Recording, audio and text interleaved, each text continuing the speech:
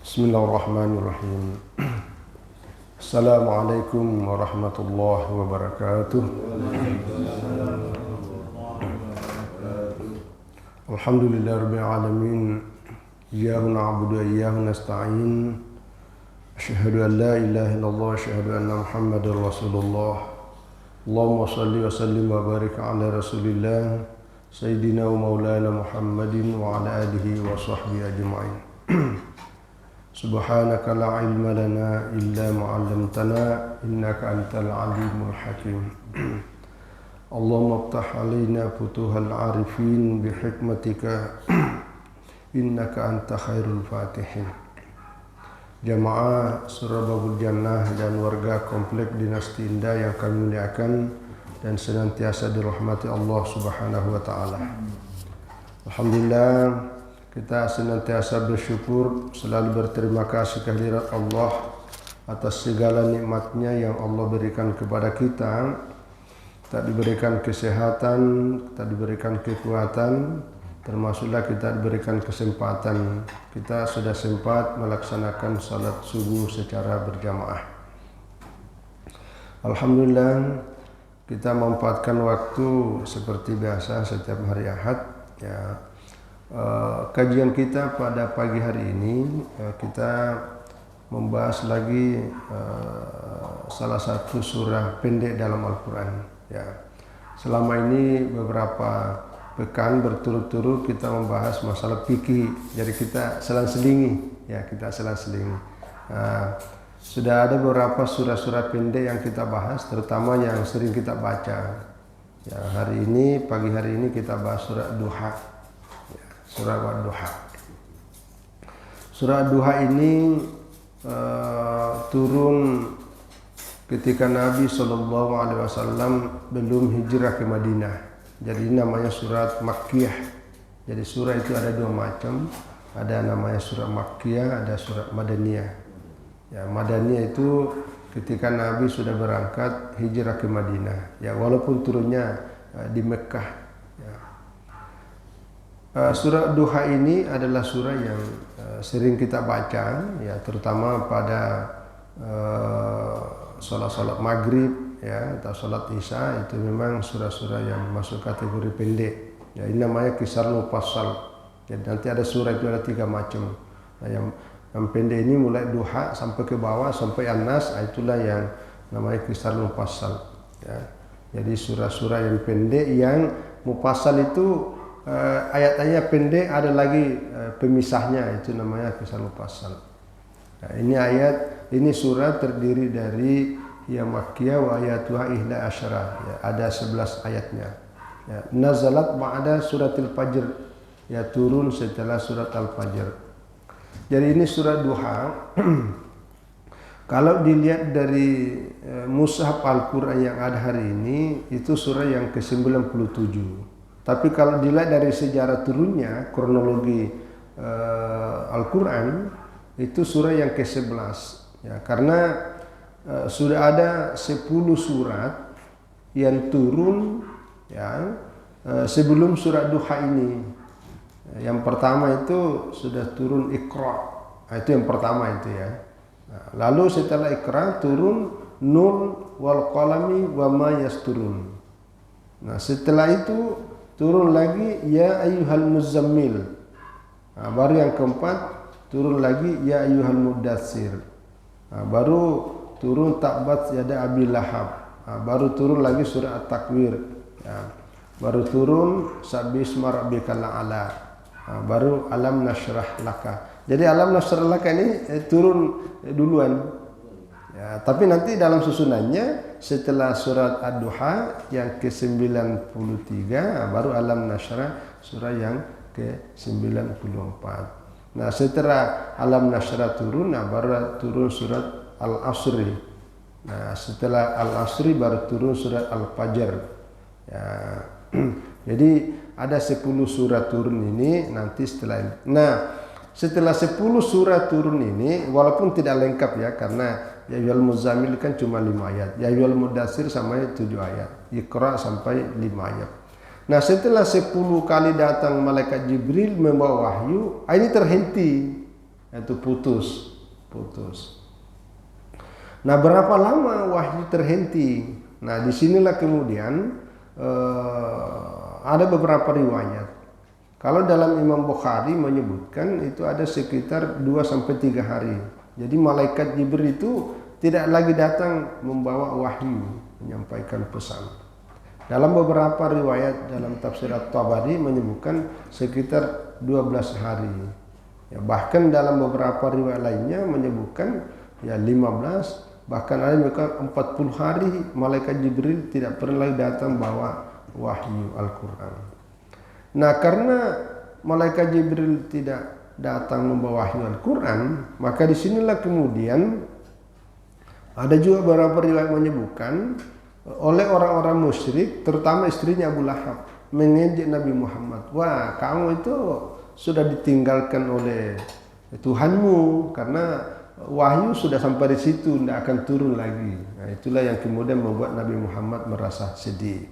Ya, tapi dalam riwayat yang lain mengatakan bukan istrinya Abu Lahab, karena apa urusannya dia tahu bahwa ada wahyu itu tidak. Ya, tapi ada juga mengatakan Khadijah, ada juga mengatakan karena ini sudah berkeluarga ya, karena Al-Quran turun ketika Nabi sudah berusia 40 tahun. Nah intinya ketika merasa bahwa seolah-olah dia ditinggalkan Tuhan, itulah merasa sedih. Nah di saat kesedihan yang begitu merasa ya biasalah ketika sebelumnya malaikat Jibril datang bawa tiba-tiba berhenti. Nah di tengah-tengah merasa gundah ya, kalau bahasa sekarang yang namanya galau. Nah di tengah-tengah kegalauan itulah turunlah ayat ini. Maka itu nanti ada wajadaka dolan, ketika kamu dalam keadaan bingung, fahada, kamu diberi petunjuk. Nah itu. Jadi itulah sebab nuzulnya sehingga wadduha diturunkan. Yang kedua, jadi wadduha ini kalau dilihat dari aspek asbab nuzul ini adalah sebuah berita gembira yang memberikan motivasi penyemangat kepada Rasulullah Sallallahu Alaihi Wasallam. Nah, wadduha ini adalah sumpah ya kan, maka itu terjemahnya demi waktu duha. Nah, itu. Nah, apa artinya sumpah dalam Al-Quran? Allah menggunakan kata-kata sumpah dalam Al-Quran ya untuk menunjukkan sebuah penegasan bahwa itu adalah hal yang sangat penting dan mohon diperhatikan baik-baik. Nah, itu kira-kira maknanya itu ya. Karena kalau orang Arab kalau dia bersumpah itu dia serius. Dia serius ya. Jadi sumpah itu semacam menafikan tentang keraguan bahwa ini betul-betul. Nah, itu artinya. Jadi wadduha, jadi sumpah. Nah, ini salah satu ciri ayat-ayat yang turun awal-awal itu banyak-banyak menggunakan sumpah karena memang kebiasaan orang Arab itu adalah selalu menggunakan sumpah. Maka diberitahu bahwa apa yang diucapkan di ayat ini adalah sesuatu yang sangat benar. Lalu apa maknanya wadduha? Nah ini. Kalau secara terjemahan ya, wadduha itu artinya ya matahari ya lagi sedang naik. Nah, inilah yang biasa kita pakai dalam istilah sholat duha. Ya, tapi ini sebenarnya bukan. Kalau sholat duha itu kan didasarkan pada hadis. Kalau ini adalah maknanya bahwa wadduha itu adalah matahari yang sedang naik. Kalau dalam terjemahan itu biasa sepenggalahan. Jadi ketika matahari terbit lalu sedang naik. Kira-kira kalau di waktu pagi hari ini mungkin sekitar jam 7 lah ya, jam 7 lewat sedikit. Pokoknya sebelum sampai jam 11, jam 12. Apa artinya? Yang dimaksud wadduha di sini adalah wahyu. Itu tafsirnya ya. Jadi kalau terjemahannya matahari sedang naik ini. Tapi yang dimaksud wadduha itu adalah demi Al-Quran. Itu maksudnya itu. Ya, jadi itu namanya tafsir. Kenapa?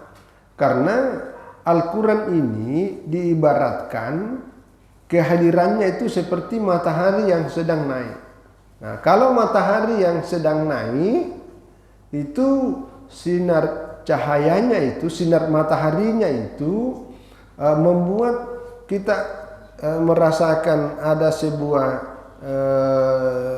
sinar yang membuat kita merasa tidak panas, ya, tidak panas, tapi dia kita segar, nyaman, gitu. Bahkan kesehatan.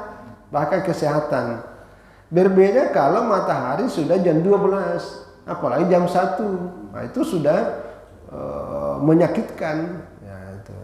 Jadi wahyu itu sama dengan matahari yang sepenggalan naik, memberikan sinar, memberikan penyinaran, memberikan bahasa sekarang itu namanya pencerahan, ya, membuat kita segar dan menjadi vitamin, kekuatan dan kesehatan. Itulah Al-Quran, itulah wahyu. Ya. Maksudnya gini, ini pesan buat kita bahwa kalau kita mau hidup selalu tercerahkan dunia akhirat, maka selalulah bersama dengan Al-Quran. Nah, itu pesannya itu. Selama Al-Quran kita yakini, ya, kita bersama dalam hidup kita, maka hidup kita ini selalu seperti matahari itu, seperti matahari yang sedang lagi naik-naiknya waktu duha. Itu maknanya itu, ya. Itu. Nah, sebaliknya, wal-laili idza saja, demi waktu malam idza saja. Ya, saja itu artinya ya hening, sunyi, ya gelap. Wal-lail itu artinya gelap. Lail itu artinya gelap, ya, terjemahnya malam. Karena kalau udah malam kan gelap. Itu. Makanya kalau dalam ilmu fikih itu kan waktu salat itu kan dijelaskan di Al-Quran surah Al-Isra 78. Aqimis salata ya ila li duluki syamsi ila gasakil lail. Gasakil lail itu artinya ya salat Isya. Ya, makanya salah satu tandanya salat Isya itu kalau betul-betul gelap, tidak ada lagi mega-mega merah. Gitu. Maka salat Isya itu tidak boleh terlalu cepat dilakukan, karena kalau masih ada mega-mega merahnya itu makruh. Maka betul-betul gelap baru itu. Itu maknanya, ya, wal-laili. Nah, maksudnya gini. Jadi kalau dalam hidup kita tidak ada Al-Quran, maka kehidupan kita itu gelap seperti gelapnya malam. Nah, itu maknanya itu. Gitu. Jadi kalau duha, hidup kita itu terang, jiwa kita itu nanti akan bersambung nanti ini alam nasyrah yang membuat jiwa itu lapang. Jadi orang yang jiwanya lapang adalah orang yang jiwanya selalu dicerahkan oleh Al-Quran. Tapi begitu Al-Quran hilang dari hidup kita, maka hidup kita seperti gelapnya malam. Itu maknanya itu. Jadi ini ayat pendek sering kita baca, padahal ini sebenarnya luar biasa pesannya itu. Nah, baru ma wadda'aka rabbuka wa ma qala.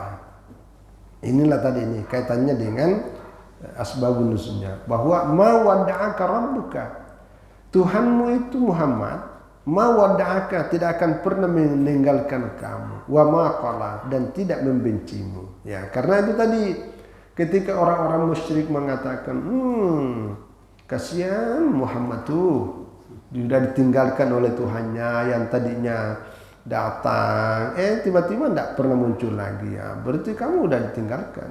Itu. Nah, inilah jawabannya, diberi semangat bahwa ma wadda'aka rabbuka wa ma qala, bahwa Tuhanmu tidak pernah meninggalkanmu dan tidak akan membencimu, ya. Itu, inilah jawabannya. Ada asbabun nuzul dalam beberapa kitab tafsir, tapi asbabun nuzul ini saya tidak, karena saya sudah teliti, termasuk sangat daif, ya. Jadi ceritanya gini, kenapa malaikat tidak pernah muncul dan ini terlambat? Karena rupanya tempat tidur Nabi itu di kolongnya itu, di bawahnya itu ada anjing. Itu. Nah, karena ada anjing itulah kemudian malaikat Jibril tidak mau masuk, tidak mau datang. Nah, itu salah satu penyebabnya itu. Ya, jadi dalam memang beberapa riwayat menyebutkan itu. Ya, pernah kita bahas ya, beberapa yang kemarin itu tentang tidak boleh sholat menggunakan pakaian yang situ ada gambar, apalagi gambar binatang ya. La tadkhulul malaikatu baitan fihi kalbun ya wasuratun. Jadi malaikat itu tidak akan pernah masuk ke dalam suatu rumah ya yang di dalamnya ada kalbun. Kalbun itu anjing. Yang kedua suratun. Suratun itu artinya patung. Patung sesembahan. Nah itu. Nah, jadi itu salah satu kenapa malaikat Jibril tidak pernah muncul. Belakangan baru diketahui kenapa tidak pernah muncul, dicek dibersihkan. Ternyata di dalamnya ada itu anjing. Tapi riwayat ini sangat dhaif. Maka ada ulama yang menyebutkan, tapi banyak yang tidak mak. Termasuk tafsir ini tafsir Al-Maraghi tidak menyebutkan. Ya, tapi dalam beberapa yang lain itu karena Al-Maraghi termasuk agak kritis, ya, tidak sembarangan mengutip riwayat kalau tidak bisa dipertanggungjawabkan kebenarannya. Ya, tapi intinya pada ayat yang ketiga ini ma wada'aka rabbuka wa ma qala, itulah jawaban ketika tadi itu ya, bahwa orang-orang musyrik termasuk istrinya Abu Lahab itu yang sering bilang kasihan Muhammad tuh. Nah, itu. Nah, yang berikutnya walal akhiratu khairul laka minal ula. Ya, bahwa sungguh akhirat itu jauh lebih baik bagimu Muhammad minal ula daripada yang awal. Nah, akhirat di sini ada dua pengertiannya. Sebagian ulama mengartikan akhirat adalah lawannya dunia. Ya, sehingga memberi motivasi kepada kita bahwa senikmat, sebaik dan sehebat apapun kita di dunia ini, tetap aja yakin bahwa ini belum ada apa-apanya dibandingkan nanti di akhirat. Apalagi kalau kita ditimpa musibah, kita ditimpa masalah, lalu kita putus asa. Jangan. Karena apa yang kita dapati di dunia ini, apalagi kesusahan karena kita mengembangkan agama, jauh nanti lebih hebat, lebih bagus ganjarannya di akhirat kelak. Itu ayat ini. Jadi ayat ini adalah sebuah motivasi kepada kita bahwa jangan pernah putus asa menghadapi dunia. Karena yang kita rasakan hari ini ya cuma sebentar aja. Tapi ada nanti yang lebih baik. Itu khairul laka minal ula. Jadi akhirat di sini akhir dalam pengertian akhirat. Ya. Pengertian yang kedua yang dimaksud adalah akhirat, bukan akhirat dalam pengertian setelah hidup, bukan. Tapi kata sebagian penafsir bahwa ini ayat motivasi kepada Muhammad bahwa perjuangan yang kamu lakukan dalam mendakwahkan agama ini nanti setelah akhirnya itu akan jauh lebih baik daripada yang kamu rasakan sebelum-sebelumnya. Gitu. Jadi perputaran dalam kehidupan kita, perjuangan itu memang awal-awalnya selalu begitu, selalu susah, selalu sulit, selalu banyak tantangannya. Tapi di akhir-akhirnya nanti baru kita akan rasakan dampak baiknya. Itu maknanya ayat ini. Jadi ayat ini adalah memotivasi kepada Rasulullah SAW di saat-saat awal dalam memperjuangkan agama. Nah, termasuk yang dimotivasi kita adalah umatnya, karena ya di dalam memperjuangkan suatu kebaikan itu pasti aja tantangannya. Tantangannya sangat banyak. Tantangannya bukan saja dari luar, tapi dari diri kita, dari keluarga kita, dari lingkungan kita.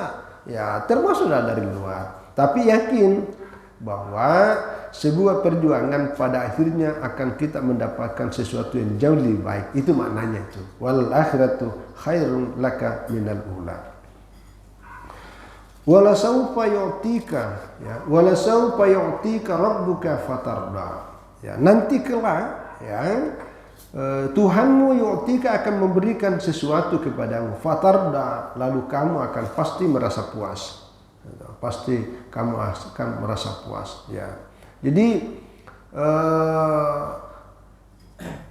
apa yang diberikan oleh Allah kepada Nabi Muhammad sehingga Nabi Muhammad merasa puas. Salah satu penjelasannya ini adalah yaitu bahwa setelah ini akan nanti turun wahyu kepadamu, baru kamu betul merasa puas bahwa malaikat tidak pernah meninggal kamu.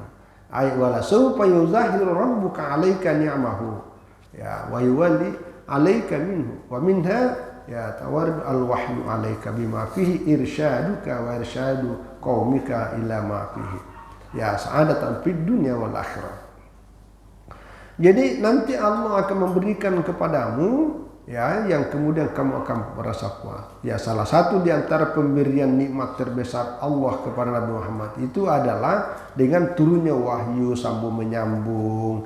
Ya nanti dari wahyu itulah akan memberikan tuntunan kepadamu dan tuntunan kepada umatmu untuk mendapatkan sa'adah, yaitu kebahagiaan dunia dan akhirat. Wa sayatharudinuka 'alal adyani kulliyah. Yang membuat nanti agama yang kau bawa itulah agama yang terbesar dari sekian keyakinan dan agama yang ada pada masanya. Ya, dan itu terbukti bahwa Islam dalam waktu yang tidak terlalu lama itu sudah menyebar ke berbagai penjuru dunia dan menjadi terbesar. Ya, itu yang membuat kita terangkat derajatnya. Nah, itu. Jadi sekali lagi ayat-ayat ini karena ini ayat awal yaitu surah yang ke-11 turun itu betul-betul motivasinya sangat tinggi. Termasuklah motivasi kita. Maka ulama sering menyebutkan bahwa surah ini adalah surat berita gembira. Maka bagi kita sering membaca wadduha itu kalau ditimpa musibah itu wadduha dengan alam nashrah laka sadrak karena itu satu paket ya. Alam nasrah kan membuat jiwa kita lapang. Nah, itu. Jadi berita gembira. Tapi dibaca bagus kalau selain dibaca beginilah kita makta. Oh itu berupaya maksudnya.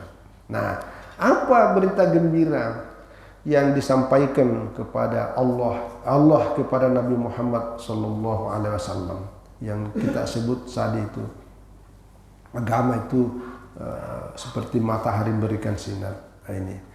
Alam yajidika yatiman fa'awa. Bukankah dia mendapatimu Muhammad yatiman dalam keadaan yatim, fa'awa, lalu dia melindungi. Wa wajadaka dhallan fahada, dan mendapatimu dhallan. Ya, dhallan ini jangan diterjemahkan sesat. Jadi dalam Al-Quran itu banyak kata yang penyebutannya sama tapi maknanya beda-beda. Tapi perlu tafsir karena kalau dimaknai dolan seperti walad dolin itu kan artinya sesat. Tapi kalau ini jangan, wah Nabi Muhammad dulu sesat, wah kacau itu. Nanti kita dianggap menista agama itu. Ya, tapi dolan di sini itu kembali makna hakikatnya, makna aslinya dolan itu artinya bingung. Ya. Dalam kondisi bingung fahada maka Allah memberikan hidayah petunjuk ya. Wa wajadaka ailan fa'aguna, dan mendapatimu dalam keadaan ailan. Ailan itu artinya orang yang sangat butuh, sangat perlu. Fa'aguna, lalu Allah memberikan kecukupan. Jadi ini ada tiga ini. Pertama dalam keadaan yatim, yang kedua dalam keadaan dolan bingung, yang ketiga dalam keadaan ailan memerlukan bantuan. Nah, jadi dulu ya kita kan dalam sejarah di sini kalau dalam kisahnya di sini dia menyebutkan anak yatim itu 6 tahun. Alam menjadi yatiman fa'aw, alam takun yatiman la abalaka. Ya. Jadi bukankah engkau Muhammad ya tidak punya ayah? Yang tidak punya ayah itu namanya yatim. Ya. Kalau ada ayahnya, ibunya meninggal itu bukan yatim. Ya, karena bapak itu pelindung. Maka ketika bapak hilang maka tidak ada pelindungnya. Ya itu. Maka lalu Allah ya kemudian yumni bitarbiyatika. Ya, lalu Allah memberikan kepada kamu ya pelindung ya dengan ada memelihara ya. Siapa memelihara ketika Nabi Muhammad yatim? Itu dipelihara oleh pamannya namanya Abu Talib ya. Siapa yang menggerakkan hatinya Abu Talib untuk menjadikan Nabi Muhammad seperti anaknya sendiri, sama dengan Ali, Sayyidina Ali bin Abi Thalib, Sayyidina Ja'far itu. Jadi nah baru usia 8 tahun, bukan Abu Talib, tapi kakeknya, ya, Abdul Muttalib yang memeliharanya. Itulah yang dimaksud dengan fa'awa, melindungi itu. Nanti ketika usia 8 tahun, Abdul Muttalib pun meninggal, maka dipeliharalah oleh pamannya, yaitu Abu Talib. Ya, waqumu bisyunika wa yatamu. Ya, jadi dengan dipelihara oleh pamanmu, ya, semua urusanmu itu diurus, maka itulah bentuk perlindungan Allah kepadamu. Ya, jadi bukan Allah langsung, tapi melalui proses. Ya, wa qad 'asha an-nabiy sallallahu alaihi wasallam yatiman itawaffa abuhu wa huwa fi batni ummihi. Jadi Nabi SAW hidup dalam keadaan yatim ketika ayahnya meninggal pada waktu dia masih dalam perut ibunya. Gitu. Jadi begitu dilahirkan, maka maulida, ya, ketika Nabi Muhammad SAW dilahirkan, nataqallahu alaihi qalba jaddihi Abdul Muttalib. Maka Allah melunakkan hati kakeknya namanya Abdul Muttalib untuk mengambil cucunya itu untuk dipelihara. Gitu. Ya, sampailah usia sampai 8 tahun, lalu kemudian wafat bila maka palang ammuhu Abu Talib, ya, lalu dipelihara Abu Talib. Itulah bentuk perlindungan Allah, ya, sampai di tangan Abu Talib itulah betul-betul tidak ada yang bisa mengganggu Nabi Muhammad. Nah, ini juga penting. Jadi Rasulullah SAW sejak kecil, lalu kemudian sampai usia 8 tahun di bawah perlindungan Abu Talib. Abu Talib itu adalah penguasa politik, pelanjut dinasti ayahnya Abdul Muttalib dari suku Quraisy. Nah, di tangan Abu Talib itulah dakwah Nabi Muhammad itu sukses karena dibantu secara politik. Nah, terutama ketika sudah nikah dengan Khadijah, maka kekuatan ekonomi juga luar biasa. Jadi ada 3 kekuatan dakwah itu. Pertama, kekuatan politik. Nah, jadi kalau mau berdakwah jangan melawan politik. Nah, bisa kita berkembang, malah dakwah bisa dikangkangi oleh kekuatan politik. Bahkan kekuatan politik mengalahkan kekuatan hukum. Itu yang repotnya kita. Hukum bisa diotak-atik karena kekuatan politik. Tapi itu kekuatan kebablasan. Kebablasan namanya kalau hukum dikangkangi oleh politik. Tapi ini kita bicara dakwah dalam sejarah, bahwa salah satu kesuksesan Nabi itu dalam berdakwah karena ada kekuatan politik melalui pamannya inilah. Pamannya inilah yang sebagai perantara yang bentuk perlindungan Allah kepada Nabi Muhammad. Yang kedua itu kekuatan politik, kekuatan ekonomi melalui istrinya, seorang konglomerat. Yang ketiga itu kekuatan sosial. Itu paling penting, kekuatan sosial. Ya, kekuatan sosial itu dari grassroots, dari bawah. Itu. Nah, itu ya. Wa wajadaka dhallam fahada. Nah, ketika dalam kondisi bingung, ya tadi itu bingung karena karena ini kan perjuangannya masih sangat panjang, ya. Wa wajadaka khairan mutarjam fi amri ma'atiqadika anna qaumaka laisu ala basiratin min amri. Jadi ketika umatnya ini merasa jauh dari dia, apa yang disampaikan selalu dilawan, disampaikan selalu dimusuhi dan seterusnya. Nah, gimana ya? Nah, itu kan ya, nah di tengah-tengah seperti itu ya Allah berikan hidayah. Tenang. Nah, kan begitu. Itulah hebatnya kalau ada pelindung. Ya, sama juga dengan kita. Kalau kita sendirian kan selalu ada was-was. Tapi kalau kita yakin bahwa ada orang yang menemani kita, apalagi ada kekuatan yang melindungi kita, maka kita akan bebas dari rasa kebingungan itu. Itulah yang dimaksud dengan pahada. Ya, jadi pahada itu adalah petunjuk. Nah, petunjuk ini macam-macam. Ya, jadi itu yang dimaksud.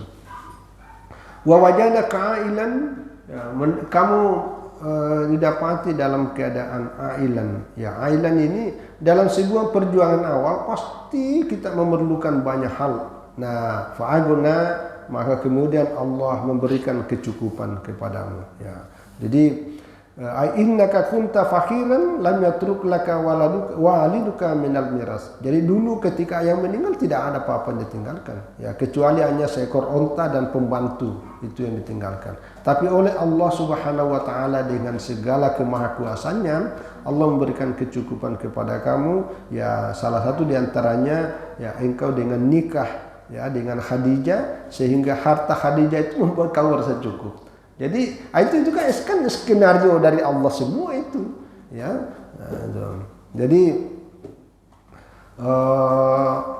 wa agunaka min fakrika la tudakamisnya. Jadi banyak sekali caranya Allah Subhanahu wa taala membuat bisa berkecukupan. Dengan kecukupannya itulah yang kemudian dia bisa menjalankan dakwanya. Nah, lalu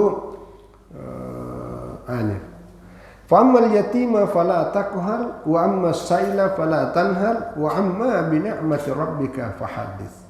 Ya. Fa'ammal yatima fala taqhar.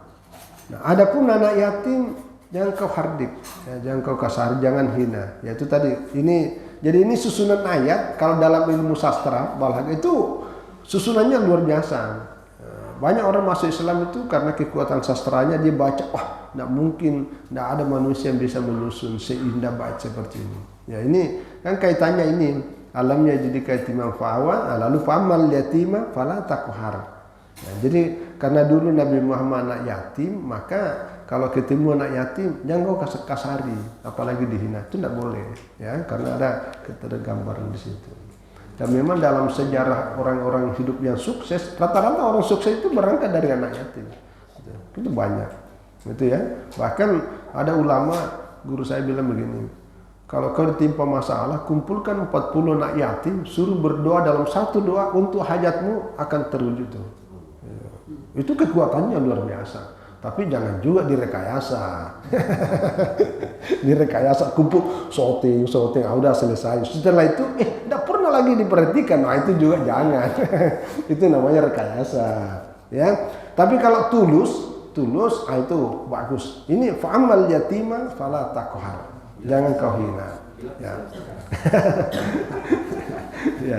Jadi kalau dalam ilmu kaidah tafsir begini, kalau ada ayat dalam Al-Quran memerintah, maka sebaliknya adalah larangan. Gitu.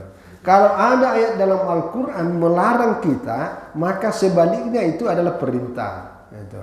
Jadi kalau ada ayat mengatakan, La tusyrik billah, jangan kau menyekutukan Allah. Itu adalah perintah supaya bertauhid. Itu. Jadi al-amru wadidduhu an-nahyu.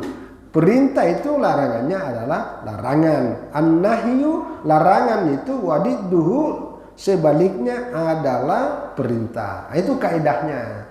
Jadi ketika kita dikatakan dirikan sholat, itu artinya jangan pernah tinggalkan. Itu.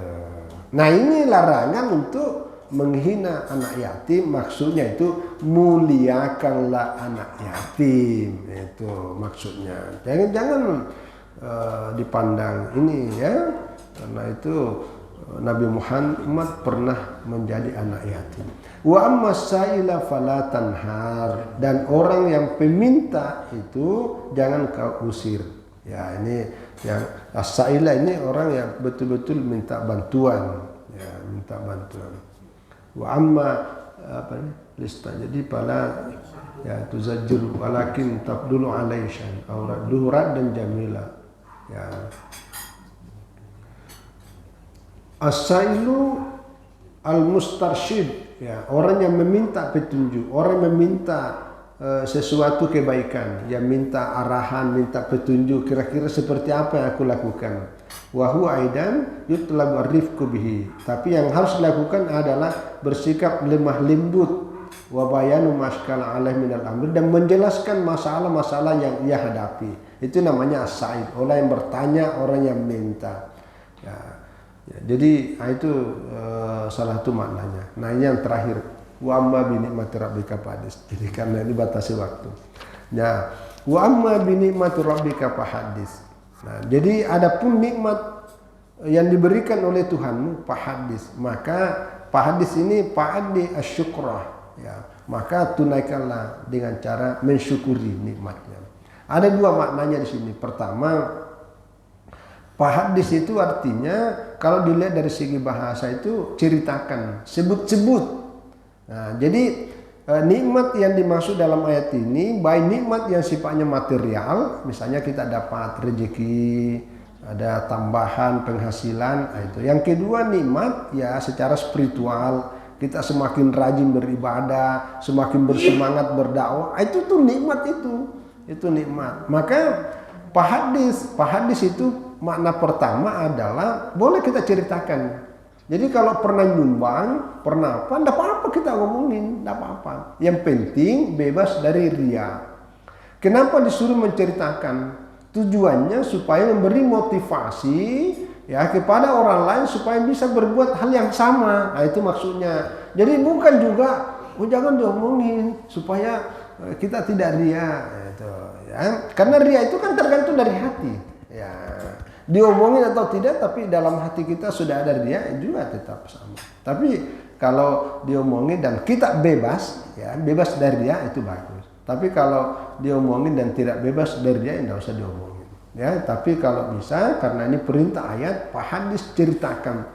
Dalam beberapa kitab tafsir dan riwayat disebutkan bahwa dulu sahabat-sahabat itu ketika dia misalnya bangun malam, salat, pagi-paginya dia ceritakan sama sahabatnya, bang, tadi malam saya udah tahajud. Nah, kalau begini nih kan orang bilang, ini mau aja dikenal. Oh bukan, itu memotivasi orang supaya dia bisa melakukan hal yang sama.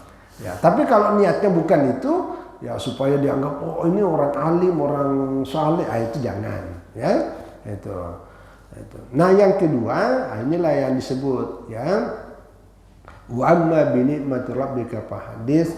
Adapun nikmat yang Allah berikan kepadamu maka syukurilah. Itu udah biasa itu ya. Jadi disyukuri dalam pengertian dimanfaatkan. Ya, syukur itu artinya terbuka. Itu. Maka syukur itu lawannya kafir. Kalau kafir itu kan menutup. Maka kalau ada orang diberikan nikmat oleh Allah, lalu nikmat itu ditutup, tidak dimanfaatkan, itu sama dengan mengkufuri nikmat. Gitu.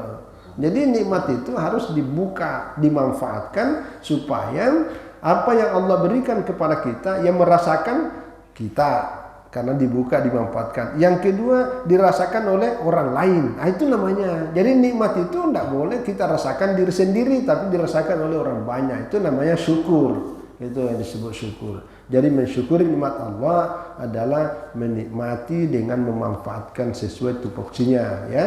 Jadi saya kira ini ya, mudah-mudahan ya kajian kita hari ini adalah surah-surah pendek. Selain kita baca, kita tahu arti terjemahannya, juga mengerti makna dan tafsirnya. Yang mudah-mudahan bisa menginspirasi kita, terutama di dalam memberi semangat bahwa ya selama kita bersama dengan Al-Quran jangan pernah merasa putus asa, merasa minder dan putus asa, karena Allah akan tidak pernah meninggalkan kita selama kita bersama Al-Quran. Dan Allah adalah pelindung, Allah adalah pemberi petunjuk, dan Allah adalah pemberi segala kebutuhan yang kita butuhkan. Untuk mendapatkannya itu kita tidak boleh jauh darinya, tapi kita selalu dekat dengannya, salah satunya melalui dengan perbanyak ibadah.